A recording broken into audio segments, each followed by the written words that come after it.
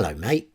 Welcome to another Building Brands podcast, where I ask 3 questions of marketing movers and shakers in the Southwest. The 3 questions are: why do you do what you do? How do you do it differently from others? And what advice would you give your younger self? And that gives you some useful information, whether you run your own agency, work for yourself, in marketing somewhere, or just thinking of getting into it. There's advice for everyone. And this week's guest is Nigel Wilkinson, the managing director down at Daneswood in Exeter. They are a creative communications and website agency. And Nigel and I met back in August of 2025. What does Nigel say about himself on LinkedIn? Well, he says he helps to drive business growth, attract customers, and increase revenue. He helps clients to hone their message, reach their target market, and build brand and sales inquiries, giving them an excellent return on investment. That's what he says about himself. What did Daneswood, his company, say about themselves? Well, quite a bit actually, so I'm going to cut it down. They say to elevate your marketing communications with Daneswood. We are Daneswood, your partner in marketing communications, making your marketing successful through collaboration, communication and optimization. And they go on to break all of that down. But since Nigel and I talked for nearly an hour, let's get into that, and I'll see you at the end for a catch up.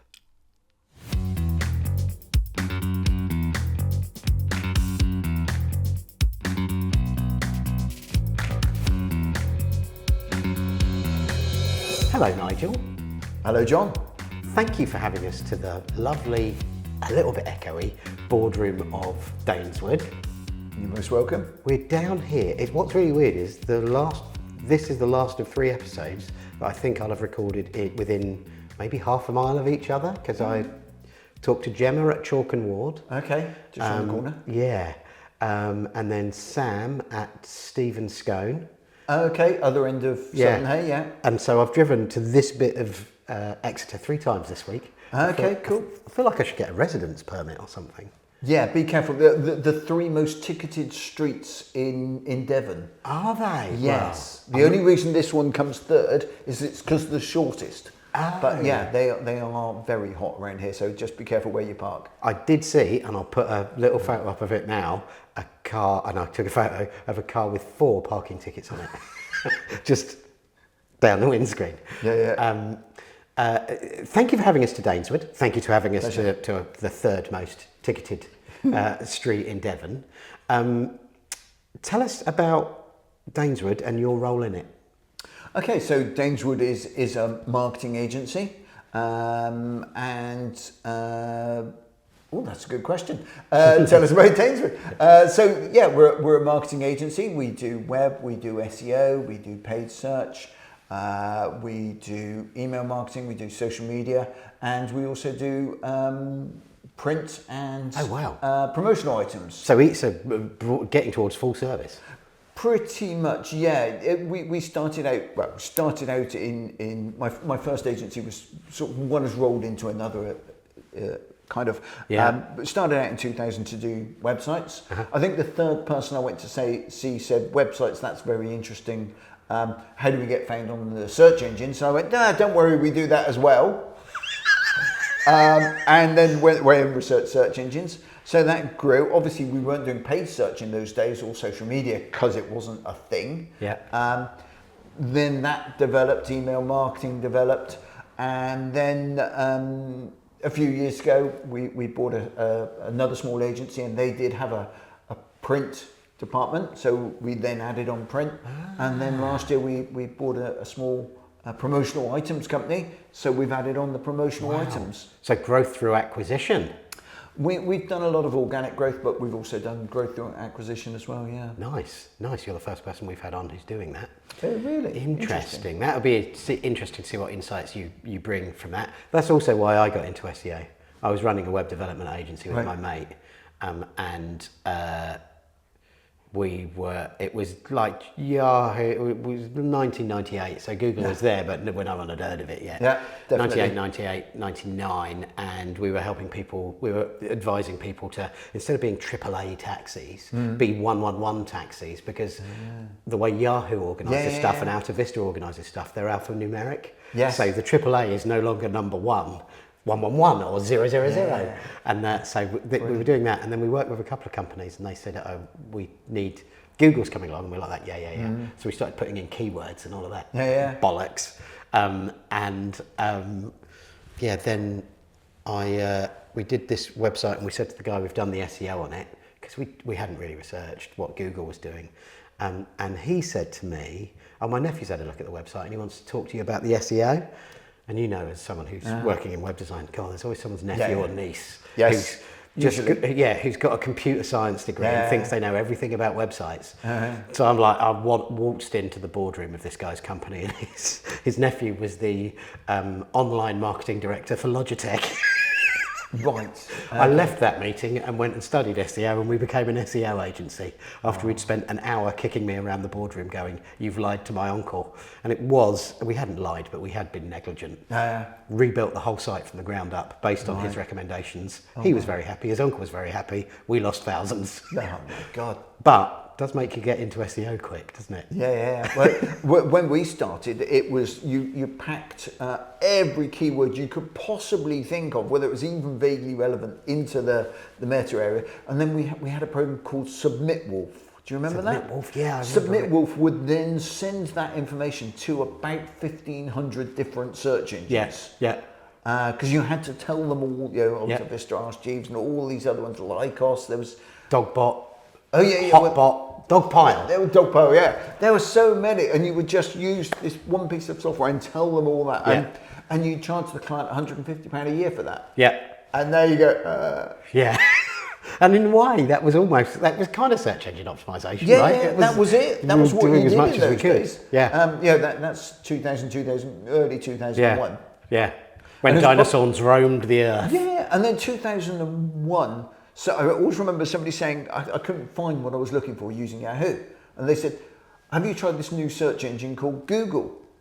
And the rest is history, as they say. Yeah, you tried it as an early adopter, and then everybody else jumped on your bandwagon. I'd like to think that was the way. Do they pay you, Google, because you've broken in the UK? Maybe they should.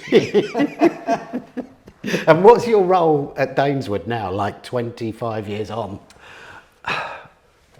There's lots of different answers to that question. So the simple answer is I'm managing director of Daneswood. The probably more accurate answer is probably far more complex.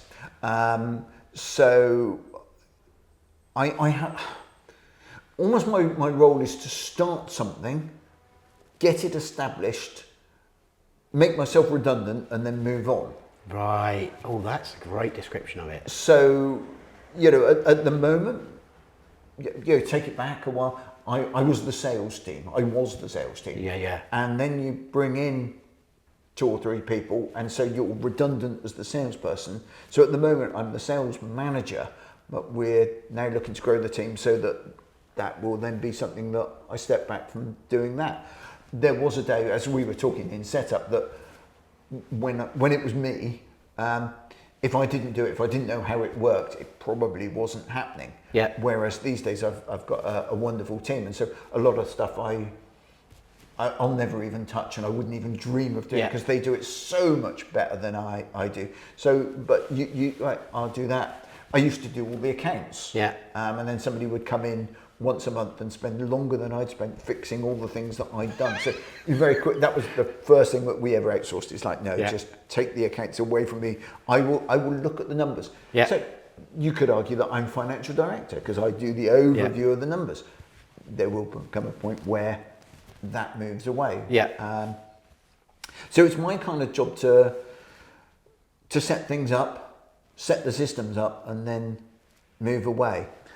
Which is that's like what a managing director would have done in the old days. Like they might have got involved in like picking the machine and building the process but then they've had someone else in to pull the levers, and over time that person who pulls the levers becomes a foreman, and then they go, you know what, Gov, we should do X, Y, and Z, and the managing director goes, yeah, okay, let's think about how we do that. And that's totally what we do. The other thing is that we've read a book called Traction. Yeah. Have you ever come across Traction? The entrepreneur's operating system. Yeah. Which we call the Bible, the good book around here. Yeah. We worship at the altar of Gino. So do we, or so did we. Okay, and that's made a huge difference. And that book has enabled us to see very clearly where the roles sit. They talk about the visionary and the integrator. Yeah. And when we were, yes, because so my role really is to wander around the building, having as many good ideas. How could this grow the business? How can this take us forward? How can this improve systems? And it's particularly Camilla, who's the integrator, and then the leadership team's job to go, Nigel, you're a fucking idiot. Yeah. That's a stupid idea. Or 1 in 10 of those ideas to go, well, yeah, you could be onto something there. And then either I will then lead a team to set up, or they'll set those processes. If it's process, I'm very good at having the idea of process. I'm a very great believer in process. Yeah. I'm not actually very good at that actually applying to me. No. So I was asked to manage somebody the other day, an organisation that I'm helping. They said, will you manage somebody? I went away and talked to the team, and they said, you're a lovely employer, you're a good leader, you're a fucking awful manager. Yeah. Don't do that. Yeah. So we've learned to recognise where my strengths are and where my weaknesses are. Can I do detail? Yes, in short bursts. Yeah. Can I do the same detail week after week after week? Yeah, maybe not. Yeah. Yeah, initial setup detail. I'm really similar actually. Yeah. I love that initial setup detail, and then 2 weeks in, I'm like, this is awful. Yes. I'm not going to do this anymore. And then suddenly it all falls apart if I'm continuing to do it. But as you say, your job is to have that idea, help it get set up, and then step away and become redundant. Go and do the next thing. Yeah. Yeah, Nice. definitely. Nice. Definitely. That's which leads us nicely into what is it within you that's made you do that? Why do you do that, do you think? So I was thinking about this. Why do I do it? Because I have to. Because it's... People say, is that because no one else will do the job, or is there a compulsion in you to find the new? Right. Yeah, I see what you mean. Well, it's both, isn't it? I think it is the latter. There is that compulsion to push out, to find a new idea, to test something. Does it work? No, let's try something else. Yeah. I think there is an element within that. But yeah, when people say, why do I do what I do? Are you running a business? I think a lot of people say, oh, should I set up a business? Yeah, I'm thinking about it. Should I do it? And my advice to her is like, if you have to do this, if every fibre of your being is saying, yeah, go run your own business, be your own boss, then do it. If you're like, well, it might be an idea, mightn't it? Don't run away, because you're going to be up till 3 o'clock in the morning. You've been there. You're going to be thinking about this. You're going to be wandering around Bicton Gardens on Saturday, as I might have been, and my wife wandered off to buy plants, and I'm sitting there writing a list of why we're doing stuff and how we can take the business forward. And she almost left the garden centre because she thought that I was with her and following her. But I'm sat by a fountain making a list of all the things I had to present to the team on the following team meeting. Yeah. He's a lovely employer, but before you joined us, dear viewer, Nigel was telling me about his toxic work practices for himself, where most evenings he's working and all of that kind of stuff. But that's kind of what you have to do if you're being an entrepreneur, right? Yeah, you go home, you cook dinner, you walk the dog, you chat to the family, everybody goes off to do their thing, and then you and the dog sit and watch YouTube videos on how to do something, or you're researching something, or you're just planning the day ahead. And it might be nice is not the right mindset to end up being that person all day and all night working, is it? I think that's a really good point that you make. It's a really interesting one that, you know, there's that old saying, oh, nobody ever checked balance sheet on their deathbed.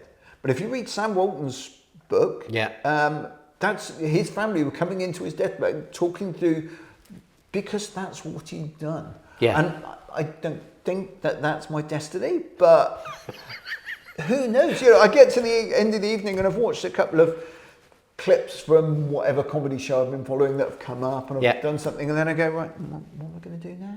Yeah. And then you go, do you know what? I'll just see what Rory Sutherland's got to say about marketing. I'll see what Daniel Priestley's talking about on his latest thing. Yeah. I'll just see what so-and-so's doing. You know, Stephen Bartlett's got to say about, you know, why wouldn't you? Yeah.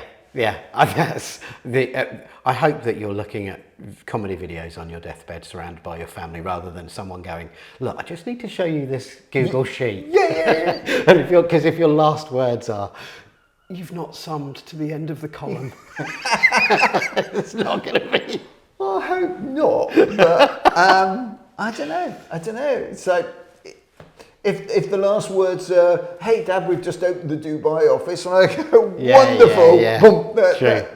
We were talking about parents earlier, weren't we? And I was saying that that's one of the things that I think has kept my dad so sprightly and agile compared to his peers. He's been really lucky with his physical health. And he's been fortunate, but I think partially because he's been so mentally active, and he still runs his own business. Well, I know I just started running it for him when he was 82, and he's now 84. Right. But he's, you know, I mean, he still runs it. I just tell all the people the bad news. It's like if someone needs telling off, I do that now, save him the job. Okay. But he's still in charge of the money, he's still in charge of everything. But he's sharp as a tack compared to lots of other 80-year-olds I know who are not so sharp. And on his deathbed, he will want to know, what's our projection for next year? That's what he'll want to know. Well, I met the lovely Peter Thornton, family descendant of Thornton's chocolates, a few years ago, and sadly he died. But right up to the months before he went, he was still going, I've had this wonderful idea for a new business. I've got this idea. He was on 2 walking sticks. His health was clearly failing, but the mind was sharp as anything. Wow. And an absolutely fascinating guy. Yeah. But you do meet these people, and I know several people. I mentioned the Promoter Items company, and Jerry's still involved, but the reason Jerry said, I'm 80, I'm thinking maybe I need to pass some of it on. Some of it. But he's still working, he's still got ideas, and he's still involved in what we're doing. Yeah. But just didn't want that back end. Yeah, no, who does once you get past 28? I don't know, I'll tell you when I get there. So, how do you do differently? How do you do what you do differently to others? Do you mean me personally, or the agency as a... Whichever you like. It normally, with someone in your role, it's often a blend, isn't it? Because it's really difficult to separate you from the agency entirely at the minute. It is. Let's start with Daneswood. How does Daneswood do? It's a very I think one of the hardest things for agencies, you're a website and SEO agency, how are you different from every other one? Yes, okay, so we've got more fields that we can do. We don't just do SEO, we have got that. Yeah. So it is pretty much a full service. So there's that, but there's lots of others out there. And trying to pin down your unique selling points is really difficult. And it's things...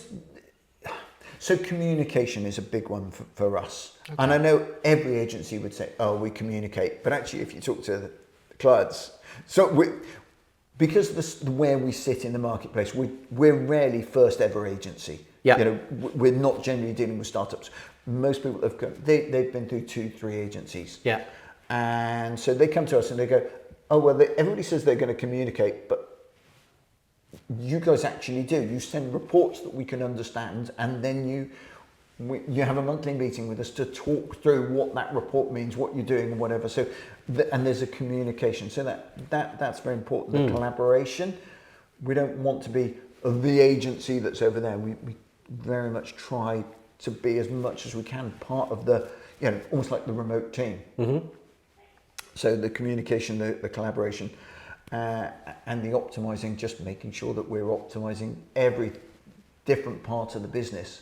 And I think it's all things that most agencies would say, but those are our brand values, that's our ethos and how we go about it. And that does reflect into how we work here. So, I said that we follow the EOS, the attraction pattern.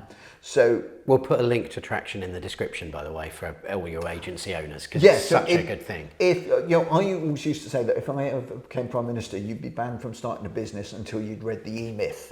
Because the E-Myth says you've got to have a process and you've got to document everything, and that's got to be the company way of doing it. And you go, that's great. How do I do that? Yeah. And then Traction comes along and goes, you've got to have a process, and this is what it looks like. Yeah, exactly. Here's your process. And as business owners, we're all like, just tell me the answers. Yeah.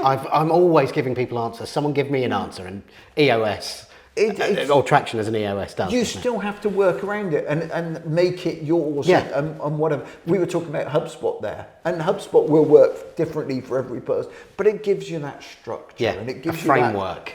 The framework, that's the word we're looking for there. So, I come in with a wild idea. We sit around we're in our secondary boardroom here. We sit around the table here, and I'll discuss it with my leadership team. We'll have our quarterly away days where the leadership team can all bring what they think are the issues, and we spend the day and we thrash out all of those problems. And then where an idea gets through the filtering process. Yeah. We were having a discussion the other day about who should sit on a particular committee, a marketing group, who should be leading. And I said, well, they've got to be on it. And then, we could do with them being somewhere else. And I said, yes, but they argue with me all the time. And I need somebody to argue with me all the time, because if my idea can't stand up to 20 minutes of arguing from somebody who's got a different viewpoint, it's not a very good idea, is it? Yeah. And their idea is, if I can't challenge them. So we don't argue in terms of, you said because of the echo in the room, we can't shout at each other. We don't like to shout at each other. We don't do that. Daniel Priestley talks about, have I got permission to lock horns with you? Yeah. We don't say anything like that. But it is a constant testing of a thing. It's an argument in a more academic structure, perhaps. Yeah. So you're testing people's ideas, and what's your basis for that? And if it won't get through that, so the list I was making, we've got a project that we're working on, and through the leadership team, it filtered back that some of those ideas were not being argued with, but why are you doing that? That doesn't quite work for us. So the list I was making up was, why are we doing this, and how is that going to apply, and what will the effect be? So your client had communicated, as you were talking about, back to you that they weren't quite sure of the... Well, this was the internal team, actually. Oh, okay, cool, yeah. So this was the internal team. We're going, why are we doing that? So I then presented, this is why we're doing it. Has anybody got any questions? And they went, no, not really.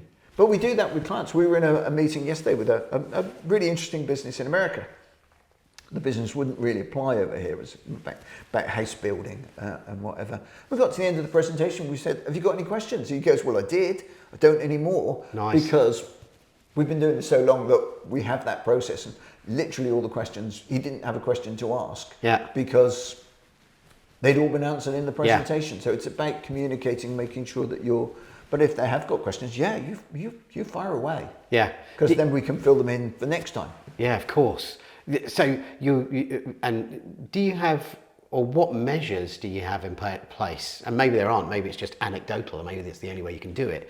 But what measures do you have in place to make sure that you're communicating effectively with clients and collaborating as much as you would like to, or as much as your team are collaborating as much as you would like them to with clients? Because again, it's one of those that, you said it yourself, it's like that USP is that everybody says we do that, and you're telling great stories about how that has happened. But I wonder if have you been able to put in place things where you can objectively measure that stuff? That's an interesting question. In certain areas, yes. In the digital marketing department, very definitely. So trying to get my digital marketing team to do anything that is non-core function in the first week of the month is just a no-no. So normally, for example, Izzy would come in and take some photos of us setting up and whatever. But today, Amber will be doing that sort of stuff, because Amber's in the sales department, you do not talk to the digital team in the first week of the month because they're getting out reports, they're communicating with clients, and that's all on it. In terms of the people that perhaps do hosting, that's something that literally is on the list of things that we need to tighten up on. Right, okay, nice. Because it is, I'd love to say that we're perfect, but we're not. And things change.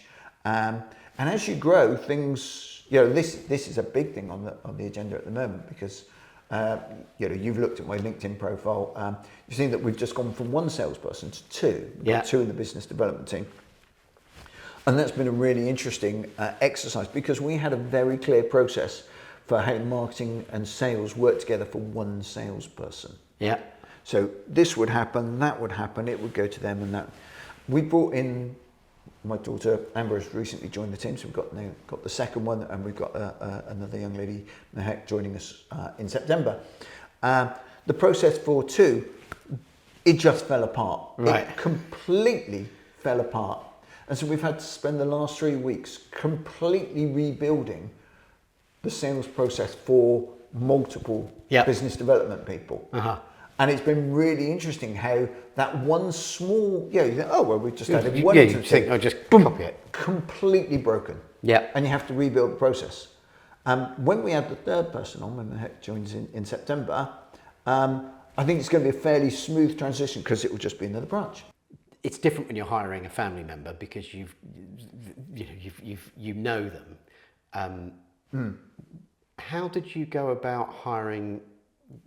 What was the name of the person? Mehek. How did you go about hiring Mehek and selecting them as the next salesperson? Because I know lots of small agency owners, and by small I mean anything under 20, 30 people. Often the founder or the founders are still very much involved in the sales and business development process. So for those people who ask, how do I get a salesperson? How did you go through that? That was a slightly different process to what we would normally have gone through. In as much we'd already been introduced to her. Right. So the reason she's not joining until the 15th of September is because she's actually doing her MA in marketing at Exeter University, and she's not quite finished doing her masters. So we'd actually been, we were very lucky that we almost got a try before you buy. Sorry about Hack to put it like that. But we were introduced to her, and she's got an agency background in India and in the Middle East. Came to Exeter to do her masters, and then we were introduced. Will you just have a chat with her? So we had a chat, and clearly very bright young lady. We were then doing an exhibition up in London, and for reasons of that I don't need to go into, we were short-staffed at the time. So we said, would you mind joining us and helping out at just as a 2-3 day trip up to London? And so we were able to see her in action at the expo, how she dealt with customers, how she followed up leads, how she did that. And yeah, then we did another local expo and had another sort of view of how she operated. So when we're like, okay, we put the job out there, we had a few applicants. Amber was sort of already on the radar anyway. But then it was like, okay, Mac is clearly the sensible option. In fact, a couple of my team who worked with her at the expo were like, you are giving it to her, aren't you? This is how it's working, isn't it, Nigel? Yeah, all right. That's cool. So that was it. In the past, it's been, because we've had, you go back, say we've been doing this 25 years. It has just been putting out, going through the normal routes, trying to get good ones in.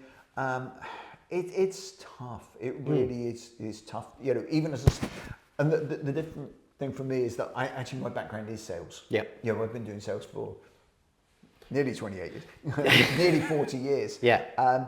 So, and even then it's hard. I think agency owners who are agency people, they come from a creative background, they come from a design background. How the hell they do it when it's hard enough for me? Yeah. I think you've got to also be very careful not to recruit in your own image unless that's what you want. There have been times where actually what I want is a younger version of myself, because that's the skills that evolve. If you're looking for somebody to, I was pretty good at that. If I talk about sales in hunting and gathering terms, you're familiar with what I mean? So you explain hunting and gathering for our friends. Okay, so a hunter is very good at getting new business. Yep. Kicking down doors, which I had one guy who was very good at that, almost literally. He would go, he liked door knocking. Oh, wow. I hated door knocking. I ran a double glazing team. Right. So back in my 20s, I hated door knocking, but he would go to industrial estates, literally knock down doors. Was very, very successful. Incredible. For me, that was getting on the phone back in the days, whether it be networking. So you're going out, you're breaking new business. I was always very good at that. I was never very good at the gathering, which is the sort of looking after the existing clients. Yeah. So at certain points in the development of the business, the salesperson that I've needed has been the gatherer, somebody that's going to be good at those client account relationships. So it depends what you're looking for as to what you should be researching for. I think a really important one is to have that process in place. What happens? What is the sales process when somebody comes on board? So it's going to tell a story very, very carefully, because we were at the last Building Brands dinner, the agency heads dinner. Hit me up if you want an invite to the agency heads dinner. Yeah, I met a very interesting young man who was in a sales role for selling software, and I said, "Oh, okay," and he was clearly struggling. We got into a conversation. He said, "Well, how are you doing?" I said, "What are you doing at the moment?" He said, "Well, I've got to sell these software projects, and I've been sent out to networking events." I went, "What?" And he went, "Yeah, I'm doing all these networking events." I said, "So you're selling £100,000 plus software projects?" "Yeah." "And you're doing those at local networking events where, being honest, most people are 1, 2, 3 man bands, smaller businesses. There are some networks There's a couple of big ones, but generally speaking." And he's like, "Yeah, that's what I'm finding." I'm going, "You haven't got a chance. Either you're throwing your mud at the wrong wall, mate. Either you talk to your boss and change your sales process or your marketing process, or run away." And I was delighted to congratulate him last week on LinkedIn when he's got a new job. Nice. Oh, that's good. Because it was insane. He'd just been, and you see that so often. And I've got friends who are coaches and mentors of sort of businesses across the city, and they'll go, the number of times that somebody will take on a salesperson and go off and sell. Yeah. And there's no marketing to support them. They're just sent off into the wilderness. There's no process. There's no plan. Yeah. So actually, there's loads of good salespeople. Loads. There are good salespeople out there. Finding them is difficult, but most of them are just badly treated once they get there, because the process isn't in place, the marketing isn't in place to support them. Yeah. There's somebody else, Tim, that I follow on YouTube. Yeah. And he talks about nobody will ever sell like the agency owner sells. They'll never be as good at selling as you are. But they But they will be better because it's their job. Yeah. Their sole job. Exactly. I have finance, HR, overseeing the tech, all these different roles. Changing light bulbs. I always remember going into a business 10 o'clock on a Tuesday morning, and I said to the chap, "I'm here to see Sue." It's quite a big business. He says, "Oh, she's upstairs." I said, "You're the MD, aren't you?" He said, "Yeah, how do you know?" I said, "Because nobody else would be changing a light bulb in the toilets at 10 o'clock on a Tuesday morning." It's the salesperson's sole job. So if you have 2 salespeople, they will sell 180% of what you would sell on their own, because neither of them are quite as good at knowing what you do and how you do it, but it's the only thing they've got to do. Exactly. But you do need that process. You do need the marketing support. Otherwise, you're employing somebody who, salespeople are not cheap. Yeah. So you employ somebody who's on 30, 40 grand plus commission or whatever it might be, and it's a chunk of money. They're not going to sell anything for 3 months. We know that. Yeah. So you're talking minimum investment of what, 9 grand, 12 by the time you've put in computers and whatever. And then you're just going, off you go. Yeah. How's that going to work? Yeah, that's a really good point.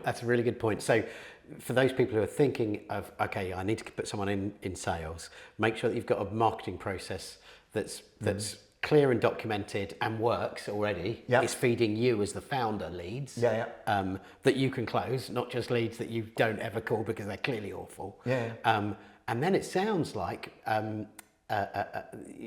you've also got that, the way you have done it in the past is you've advertised and all of that kind of thing. But one of the ways that, again, there's a lot of similarities between us. And one of the things I've found is you end up with it, if you as the founder are out glad handing people and kissing the frogs, as the Americans say.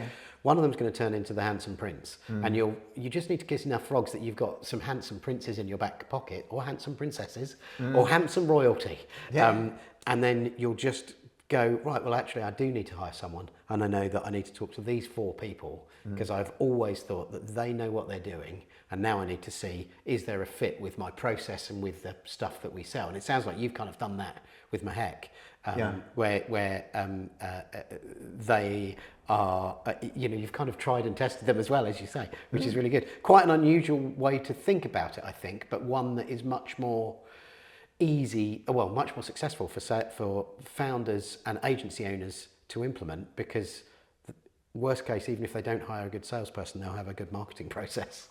Even if they can't find the salesperson. And actually, if you have to map out the sales process for yourself that you can then pass on to next person. Okay, as I say, when you have multiple, some of that process, but that's, I'd say it's broken. It's taken us about 3-4 weeks to fix. Yes. It's not no. It's been it's been quite an overwhelming task. But there's like, okay, but by the end of August it'll all be there and it'll all be running. We're at the beginning of August. So a month. We're 90% there actually. Actually, the one lady who applied for the job but didn't get it, but was really very good and many times would have done. She actually came from word of mouth as well. But somebody that I know through networking saw the job being advertised and said to her niece, I believe it was, you should go work there. They're nice people.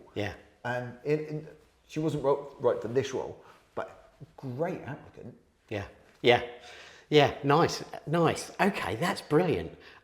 We've done how do you do what you do differently in terms of Daneswood, and we've also done how do you do what you do differently in terms of your recruitment of salespeople. Well done. I didn't realise we were going to go down that rabbit hole, but it was a valid one. And while we're on the recruitment, we've grown a lot by apprentices in the past. Okay, great. So we've taken on 4 in the last 6-7 years. They are all still with the company. Nobody has left from that, which when you think about how often people do move. But that, I remember talking to one company, I said, have you considered apprentices? And they went, oh yeah, we tried some and it didn't work. I said, well, how did you recruit? And they said, well, the college sent somebody and they left within about a week. And I'm like, so we have quite a long process for going that, they are told that they have to phone in for 10 minutes for a 10-minute phone call. Chef's kiss. So they call me. That gets rid of about half of them. Because half of them don't want to do that. They won't phone in. So then we say anybody who sounds like that they're vaguely suitable gets invited in. So you'll probably invite in about 20. Generally about 15 you'll invite in. And about 8 of them will turn up. So good, that's got rid of all of those. Then we sit around the board table and we tell them who we are, what the job involves, what the job role is, how much it's going to pay, what skills they'll need, which saves you about 7 hours of telling them all individually. Then we get them say who they are and why they should get the job, and that gives you a pretty clear indication of who's going to be right. We then do some psychometric testing and logic testing as well. That nearly always brings it down to 3, maybe 4. Who get invited in for the traditional interview, and then we do a job-related test for them, and that always pops out 1 who is the clear winner. That's brilliant. But it is, it's kind of like a mini version of The Apprentice. To take them through those roles. But as I say, not one of those people has left the business. Even two of them that have gone away and had kids, and they've come straight back after after maternity. I've worked with a couple of recruitment companies that work for like Formula One teams, right? And you can imagine their process at a Formula One team for Yeah, pretty much everything is absolutely precise. And we've done a couple of recruitment campaigns online for recruiting apprentices for a couple of F1 teams, and the process you described is almost exactly the same process that they ran. They were at a bigger scale because they needed 10. Both of them needed 10 or 20, I think. But also they're a Formula One team, so and the glamour. So they have to almost do the opposite of what we would have to do, which is get rid of the dross who are just there because they want to work there, but don't have the drive and ambition to realise that actually if you're an apprentice, you are going to have to do the equivalent of sweeping floors and making tea occasionally, because there's no one else to do that. And no one's got time to tell you what you should be doing. So if you're one of those, you make it through to the next stage. Shannon's a great example of that. She was working in a job where she wasn't particularly happy. I blame her for my tinnitus in this ear, because the day that I offered her the job, she screamed down the phone, and it's never been right quite since. She's been with us, now 6 years, but she then joined, and that day we actually bought Daneswood. So we bought Daneswood out of liquidation. Right. A friend of mine had run it for many years, decided to sell it. Somebody phoned me up on the Friday and said, we need to move our hosting to you. And I said, why? And she goes, well, Daneswood, our host's gone out of business. I went, okay, well, this is the information I'm going to need, but let's talk on Monday. Monday I spoke to Pete, who'd originally owned the business, spoke to the administrators, agreed a deal Monday afternoon, paid the bill Tuesday morning, took control of the servers Tuesday lunchtime, and Shannon decided to join us on that Monday. Nice. So it was absolute chaos, because you're trying to phone everybody, trying to rescue the servers, whatever. So we got all this lovely process lined up for her first week of induction. The onboarding. And it went completely off the scale. Every hour we'd run up to her and go, I'm really sorry about this. Can you make some coffee? And run off and do some other whatever. And part of it was like, what the hell have I come into? And the other part of it was like, wow, this is great. And I'd say 6 years later, she's still with us. That's great. We're not quite the same story, but a similar thing, where it wasn't an apprentice, but one of probably my best hire, other than convincing my wife to give up her job and come and work with me, was Natasha Baldwin, who was our creative director after a time and for many years. She'd had a string of unhappy jobs. I always like finding those people who've had unhappy jobs, because you can. Other people who've not had a job, they don't know how good it is to work for a good employer. So you need some people who've had some unhappy lives, so they can go, I'm staying here. This is great. So Tash had that, and she'd done lots of working as a runner and all of that kind of stuff in showbiz, and so she was just desperate for a real job. And we were going through the interview, and Nicola, my wife, who's a lot better at softer skills stuff than I am, said, but what is it you would like to do? And Tash said, I just want to work. And she's like that, I'll do anything you've got, and then I'll shove a broom up my arse and sweep the floor while I do it. And I'm like that. She's hired. That's what we want. Someone with that. And then, but incredibly creative, tasteful. She knew how colour worked. She knew how hues and saturation worked, and but that's not why we hired her. We hired her because she'd do anything we said within reason, and work hard. And it's like, great, that's what we want. And then you bring all of this talent as well.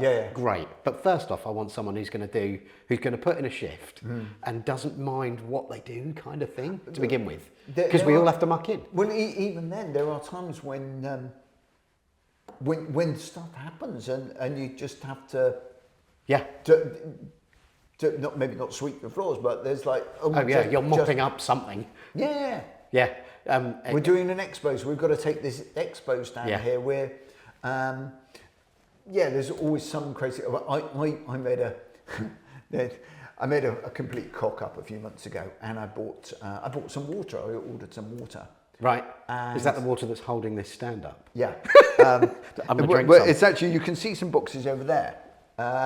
So anyway, I ordered some water, and I misread how much water was coming. So we're having our team meeting, and we got a phone call that said, lorries are arriving in a minute. Have you got your forklift ready? What do you mean forklift? We're in office on the first floor. We haven't got a forklift. And he goes, I've got 1.5 tons of pallet. Oh my God, you really did overhaul. So we literally have half the team on the chain gang downstairs, unpacking from the shrink wrap, chucking it off the lorry into the lift, up the lift, and then another chain gang to take it from the lift to our office, and it was stored over there. And I literally had I literally built myself a throne of boxes of water. Anyway, we're nearly out. As you can see, we're down to about the last 10 boxes. I'm doing now. my bit today. Yeah, well done. And I said to the others, should I order some more? And they went, we're not in that day. But we all had to, nobody went to the gym that evening because... Yeah, I bet. That's great. But That's sometimes great. you have to muck in, don't you? Yeah. I think we might be edging towards what advice would you give to your younger self? Be careful when you're reading how much water you're already whipping. What advice would I give to my younger self? Really interesting question. Tons and nothing. Nothing, because I am where I am because of all the decisions I've made.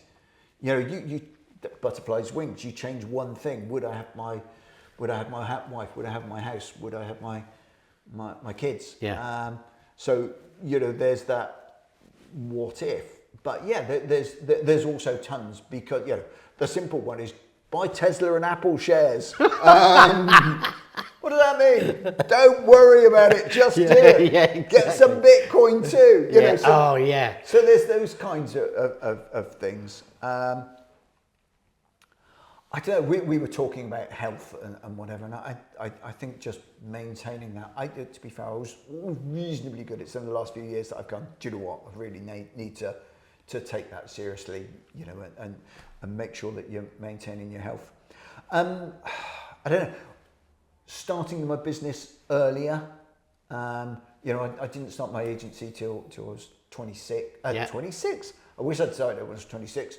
Although there was no internet in those days. Yeah. So 36. Bit tough. Yeah.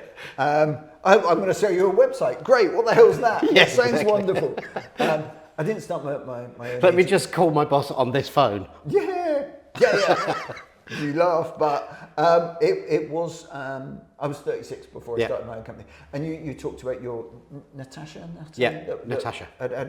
Until I started working for myself, I'd not had one job for more than 18 months. Wow. I wasn't a great employee. Yeah. I think I was okay in a couple of places, but it just didn't fit, or it You weren't didn't last, Natasha. or it just didn't work for whatever reason.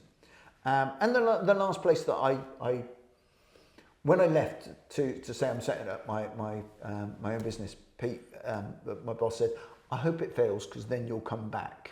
Which actually was one of the nicest things anybody's ever said to me, in a backhanded kind of way. Yeah. We're still friends now, and you know, their business is still going from strength to strength. But apart from that, there was always that. So I wish I'd started earlier. Yeah. But actually, you know, Daniel Priestley, I mentioned earlier, he always says, find somebody who's a great employer and will teach you what to do. I actually took the opposite path. I think his route is better. But I had a few good ones, but including Peter I just mentioned, but I had a lot of not great employers. Yeah. So actually I learned what not to do rather than what to do. Yeah. I think going the other route would have been much faster and much smoother, but hey. So I think starting a business earlier, and if it had failed when I was in my 20s, would that have mattered? Because I didn't have got so much wife less and to kids. lose. You know, when you've got, you know, one of the jobs I lost, you know, my wife said, okay, it was a job I enjoyed doing, but it went, and my wife said, right, you can have one day to be upset about that, and then we've got a mortgage and what, year-old kids, 18 months kids, whatever, you need to get a job. Yeah. So that was literally what you have to do. Yeah. If you're doing that when you're in your 20s, before you've got those financial commitments, and the business folds, okay, not great, but you learn. Yeah. A friend of mine, her son who's about to do amazing things at one of the cool London universities, UCL or something like that. Not like one of the crappy ones that I would have gone to. Scumbag College. Scumbag College. Yeah, exactly. He's like at one of the posh ones. And they're not a posh family. And he's almost certainly going to get a first in chemistry or something proper. While he was there, he got a job in a bar, ended up running the bar, ended up running pop-up bars while studying for this degree. Before he's finished his degree, he opened his first bar in Putney on his own. Okay. Got funding, all of that kind of stuff, but mainly bootstrapped and talking his way into things. And it lasted 6 months because some bars just last 6 months, no matter how good you are. In London as well. That's exactly. A tough market. Exactly. And the landlord probably knew that it wasn't going to work, but at least I have someone in for 6 months and I get some of the rent. So, there's some, he's not entirely, he's definitely not entirely culpable, but his mum, who's doesn't come from a family of people who ran their own businesses or anything like that, was feeling a little bit down and like he'd been beaten up. I was like, that mate. In America, they say you're not an entrepreneur until you've had 2 businesses fail. He's already had one, and he's not even left university. He's going to smash it. And she had a conversation with him, and he was like, "Yeah, I'm really gutted." He was really upset for about a week, and then he's like, "That I learned so much. Next time I do this." And it's like that's what when you're in your 20s, you often feel indestructible. Yes. And so and invincible. So of course he's going to have another go. I so wish I'd started my business earlier as well. Yeah. No, definitely. Also because it sounds like we were both unemployable. Yeah, probably. I think many entrepreneurs are. I think that raises another. Find a good mentor. Yeah. If you've got because like him, I didn't. My dad worked for the council. Yeah. In the highways department, there was no business background there at all. I don't know anybody. His father worked for the council as well up in Yorkshire. There's no business background in my family. So if you've got a relative that can guide you on the route, wonderful. If not, find somebody. Yeah. Find somebody who has done it. And people always think it's going to be scary, but people are always happy to.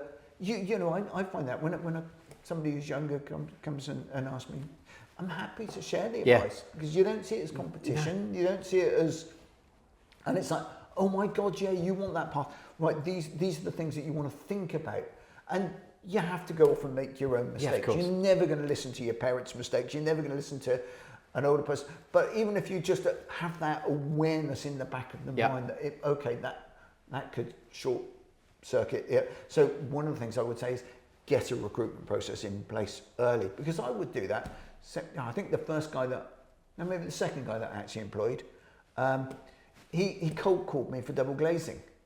And I went, well, no, I said, this is an office. I said, we're not responsible for that. And, it's a listed building and it's run by the landlord. I can't do that. He goes, what do you do? I said, well, we do a website. Oh, I love computers. Can I come and work for you? I said, well, actually, I need somebody to come and do the telemarketing. So he did that and then started doing some tech in the background and whatever. And there is an element that you get that. That was his recruitment process, really, was he cold called me. Yeah. There is that in the early days, there is that temptation. I need somebody, but I need somebody cheap. They're cheap. They'll do. I think in hindsight, that's a big mistake. I think also the market has shifted because VAs, whether they're in England or outsourcing, is a thing now. In those days, it wasn't a thing. If your entire team didn't work for you in your office and weren't here at 9 and living at 5, you're not a proper business. Yeah. Well, I know agencies that are 10 times bigger than us that 100% remote. Now, we like the hybrid model, and I'm not going to get into a debate of which model is best. I think the model's best that works for you. Yeah. We like the hybrid model, but that wasn't a thing back in those days. Yeah. So, and then there's probably a million other things that you'd want to say. Find the right partner. That's so important. Yeah. If you're, in my case, wife, if your wife doesn't believe in what you're doing, doesn't support you, she doesn't have to understand Yeah, Michelle is so non-technical. She teaches yoga and dance. Nice. She describes herself as a movement practitioner, but saying that she teaches yoga is the easy way of describing what she does. She is so non-technical. I had to explain two-factor authentication to her last night. Jesus, my son was just saying that, going, don't even start that. But and also, people who are in our game have a tendency not only to really go in depth on the explanation, but go really technical with it as well. So you've got someone who doesn't really care with someone who cares way too much about how it works. And the way they tie that to your phone and that become your identity, and your wife must have been like that. Kill me now. So I've got to keep my phone powered on even when I'm not going on a day trip or something. Yes. How will that stop me giving all my money to a man in China? Literally, that was a question. Sorry, Michelle.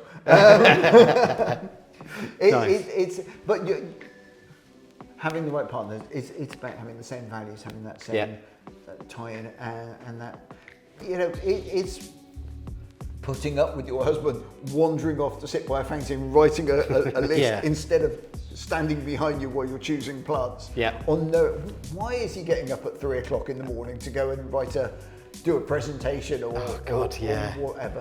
So So start early and have the right partner are the two main ones. Because I don't think we've got time to do all of the millions. Okay, I think that's probably a good starting point, though, isn't it? And fundamental. Yeah, absolutely. Yeah, they're absolutely fundamental. Nigel, thank you so much. That's been really useful, and I'm sure the people watching will find that useful as well. Where can they find you online? Lots of places, hopefully, as we're a digital marketing agency. So they can find us at daneswood.co.uk. They can find us on LinkedIn. They can find me on LinkedIn. They can find the team, but definitely not me on Instagram because I don't do that. If they want to see somebody shouting at politicians, they can find me personally on X. Nice. I'll put all of those links in the description so they find it easier. Not X. Okay, not X because that's brand damaging, and also it's owned by a lunatic. We're going to get into one now. Nigel, thanks, mate. Tell me a genius that isn't a lunatic. Oh, that's true. Present company accepted, obviously. Yeah, of course. Was Einstein a lunatic? There you go. That's everything you need to know to buy and run an agency and recruit salespeople. Thanks so much to Nigel for being a guest. I really enjoyed the time we spent together. In our next episode, it's the wonderful Jasmine Watts, the marketing director at Whitespace Agency. And an interesting twist after what Nigel said about apprentices. Jasmine started her career down at Whitespace Agency as an apprentice, and now she's the marketing director. I look forward to seeing you for that one next month. See ya.